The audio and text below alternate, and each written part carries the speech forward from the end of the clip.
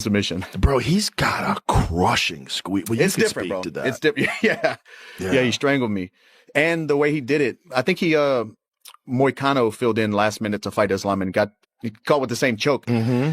It's kind of like a Darce choke, but he locks it forearm. Yeah. He doesn't go to the bicep. I know. And the squeeze is different. He's pulling to his chest. It's not like a angle squeeze. It's different. So the defense is different. When I got my legs out and tried to walk around, he hooked my leg, but like the squeeze is completely different. Completely different.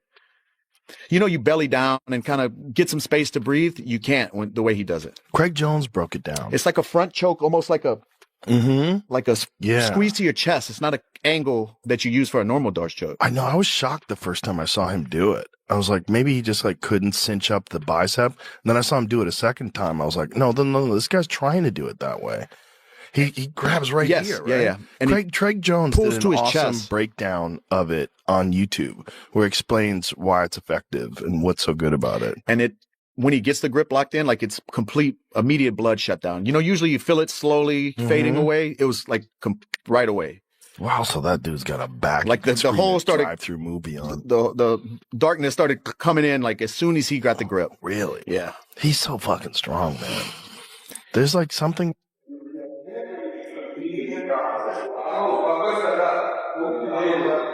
Что не говоришь, что я опаздываю? 17:30, видишь, нет еще.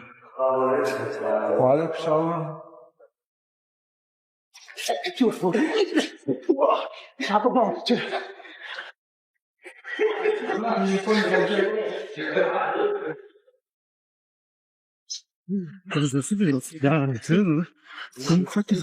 Таир, Бала, ну что за дела же? Уая, Таир, эй!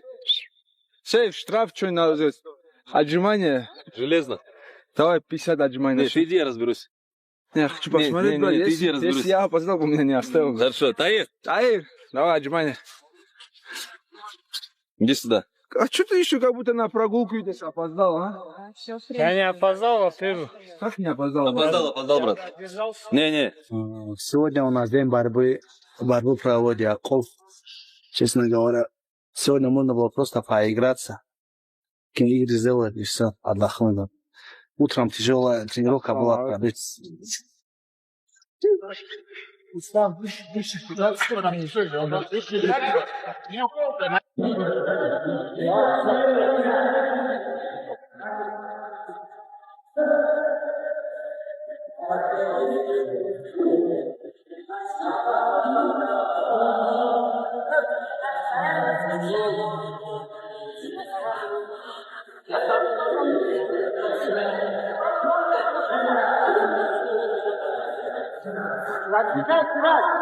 Расслабься.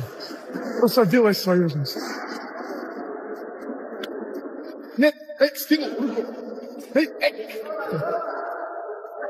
Есть. 1-0.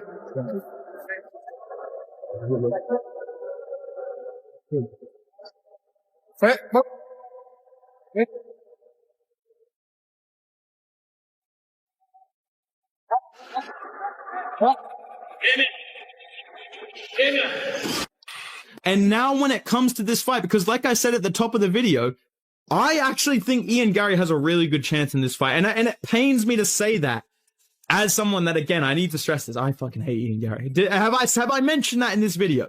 And I'm a fan of Islam Makhachev, okay? But I just need to be real. I feel like Islam Makhachev is playing with fire by not having turned right around.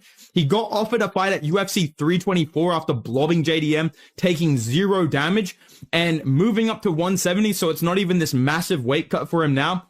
He clearly bulked up and filled out into the division, but still, it's not the same as cutting to 155 and turning right around. And he turned it down for whatever reason, right? We don't know. He got offered the White House card, apparently turned that down due to injury. And now we're hearing all these rumors that he's going to be back at UFC 330. Again, I'm going to build that card later on in the video, but I feel like he's given these guys a lot of time to improve. He's given Leon Edwards, what's this kid's name? Carlos Prates, Ian Garry, even Michael Morales, even though I don't think he should be in the conversation. He's given all of these guys time to get fights and get better, and they're younger than him, they're hungrier than him. And the biggest thing for me that concerns me about Islam Makhachev in this division is I feel like I'm seeing a pattern right now in the weight class, and I'm going to point it out to you. And actually, it makes me sad to accept this as a JDM fan, but There is just a certain build that is dominating this weight class right now, and it is the tall, lanky, well-rounded strikers. Okay? Listen to this fucking theory. Look at the top 5. Ian Gary, Carlos Prates, Michael Morales, and then JDM and Bilal Muhammad, who have lost to these guys, basically. You know what I'm saying?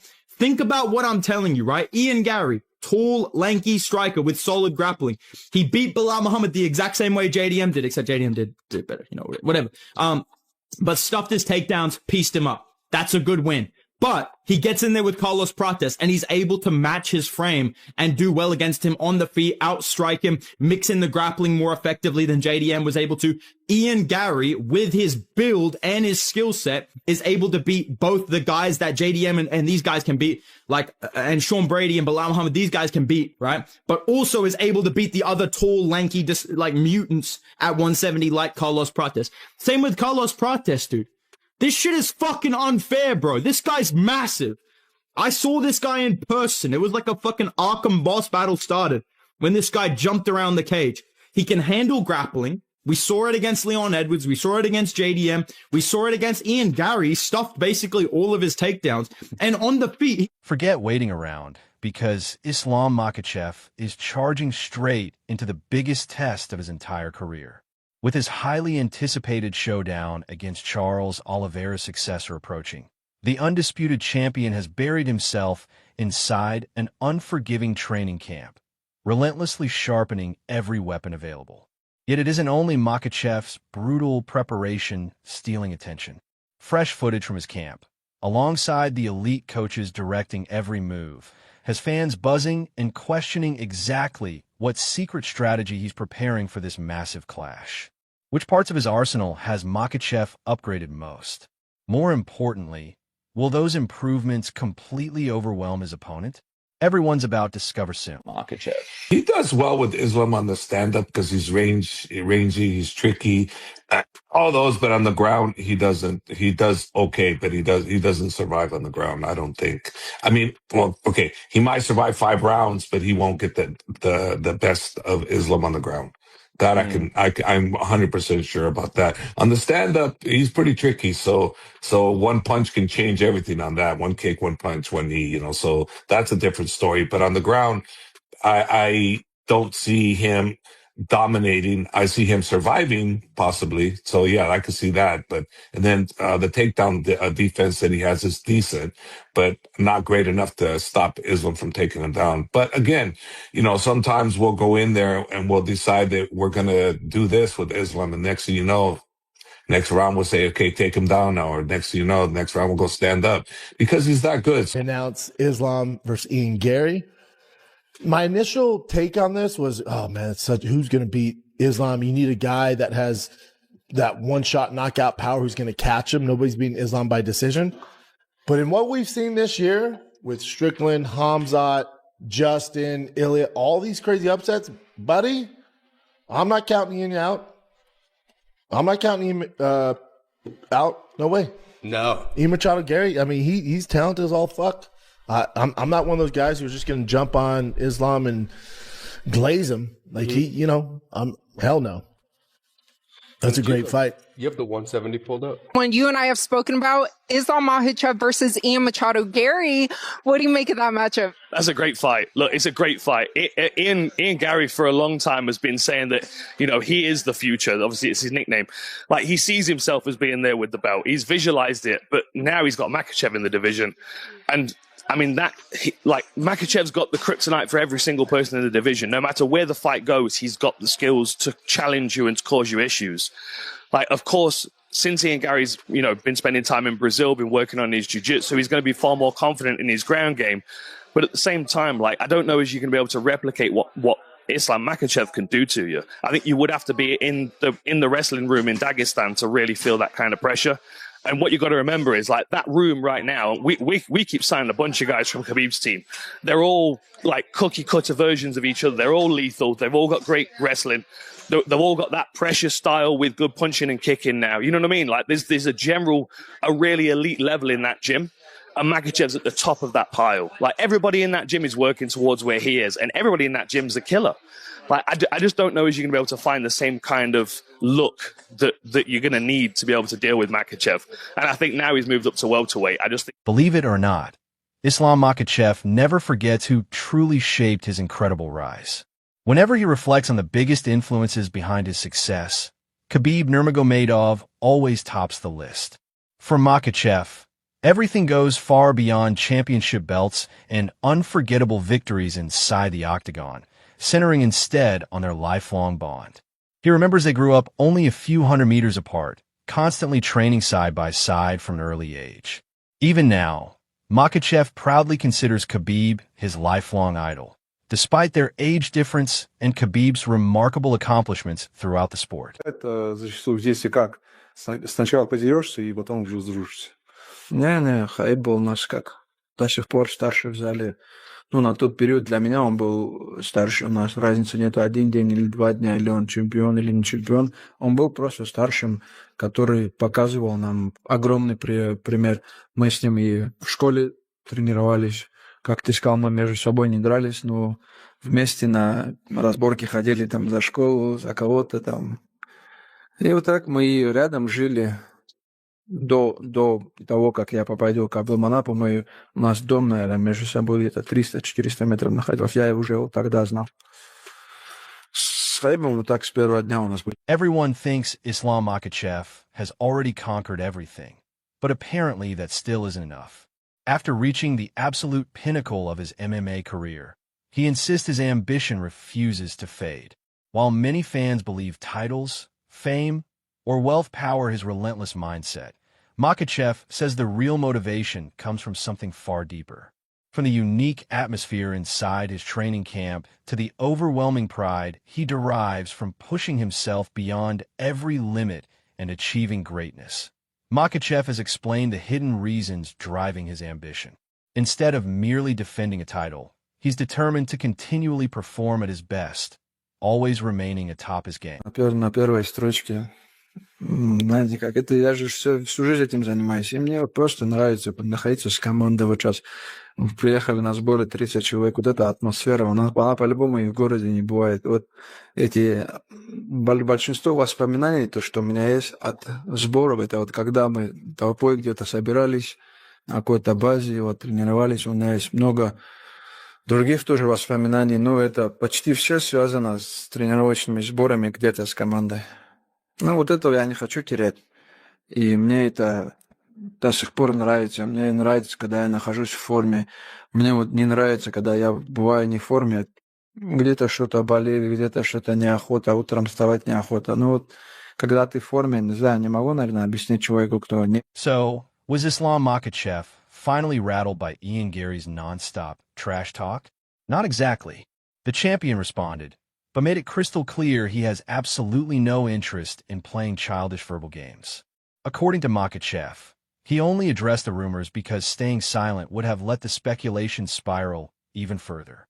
He firmly stated there were no injuries preventing him from competing and revealed that no official contract offer had been presented at the time. Although Makhachev admitted he does have a hand injury requiring future surgery, he confidently assured everyone it won't affect his career, completely shutting down the growing concerns. И жестко, и резко, точнее. Цитату в пример приводить не буду, но ты сам понял, наверное, о чем речь. Вот почему ты решил ему ответить не в таком же стиле, а по-спортивному? Ну, что-то уже, когда ты молчишь, а они болтают, и люди начинают им верить просто в интернете, я думаю. Травма, они уже обо мне переживают, но... Это так не бывает в UFC. Ты захотел, и ты дерешься на следующем турнире. Прими там бой, я приму, но нет уже контракта. Как я приму? Что я приму вообще? Я им так и ответил. Отправьте контракт, я принимаю любой бой. У меня нет никаких травм. У меня есть старая травма руки, но это после завершения моей карьеры я ее буду оперировать. Но сейчас это не причина, что бои какие-то срывались. Я готов, отправляйте контракт. Вот я сегодня на сборах. Я думаю, в июле. Just when a hype around Ian Gary refused to slow down, Islam Makhachev completely poured cold water on it. Taking his breakdown even further, Makhachev explained exactly why he doesn't view Gary as a truly credible threat. He pointed to Gary's fight against Shavkat Rakhmonov, arguing that Gary still hasn't shown he can seriously trouble elite opponents with his striking. Makhachev admitted Gary successfully targeted what looked like a weakness, but Rakhmonov eventually adjusted, recovered, and finished the fight. In Makhachev's opinion, that performance proved Gary still has plenty left to demonstrate before earning real respect. Despite tempting offers pouring in from the wrestling and grappling world, Islam Makhachev isn't chasing every flashy opportunity. Unlike certain champions eagerly jumping into crossover matchups, Makhachev remains completely locked onto his MMA journey. With a demanding schedule filled with championship fights and grueling training camps, he believes splitting his focus would make absolutely no sense. The champion also insisted that bigger paychecks won't influence his decision whatsoever. For Makhachev, nothing matters more than protecting his place at the top of the UFC rankings. Proving his legacy inside the cage will always come before everything else. Now the predictions are getting seriously wild. Brendan Schaub jumped into the debate, breaking down every possible outcome of this blockbuster fight. While he still sees Islam Makhachev as the overwhelming favorite, Schaub admitted an Ian Gary upset would completely change everything. According to Schaub, defeating Makhachev would instantly launch Gary into a massive showdown with Conor McGregor, especially if he calls him out afterward. However, if Makhachev successfully defends his title, Schaub believes that dream fight probably disappears. Even so, he refused to completely count Gary out. At first, Schaub confessed Makhachev looked nearly untouchable, arguing any challenger would need genuine fight-ending power because winning a decision against the champion seems almost impossible. Still, after witnessing